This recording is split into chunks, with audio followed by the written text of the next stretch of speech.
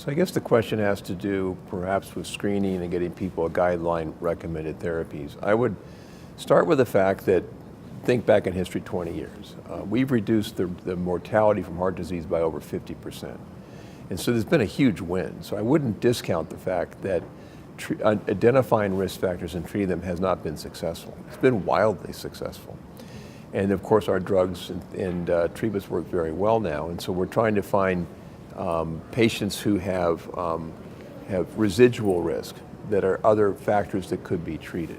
But we still have a fundamental issue of non-compliance with standard treatments for lipid-lowering drugs, blood pressure, smoking cessation. And I think that's an area of adherence that we need to work on in terms of informing people and getting them to take guideline-recommended therapies.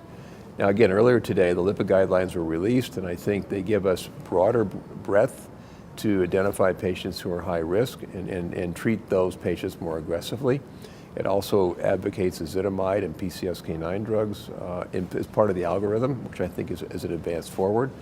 And I think those are all things that will continue to reduce the risk. We also heard that fish oil today might have some benefit, so there may be other novel therapies treating residual risk.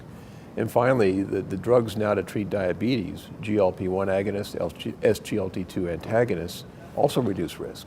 And so we're continuing to have new discoveries. At the heart meetings these last few days, there's been a lot of exciting information that actually I think will continue to improve the health of people at risk for and who have heart disease. So yes, screening is inexpensive, is very effective. Perhaps we should have more public education and more people engaged in trying to adhere to the guidelines and get screened and get treated. I guess I'd add one more thing. At my institution in the University of Colorado, we actually have a program where we go into the underserved communities in Colorado.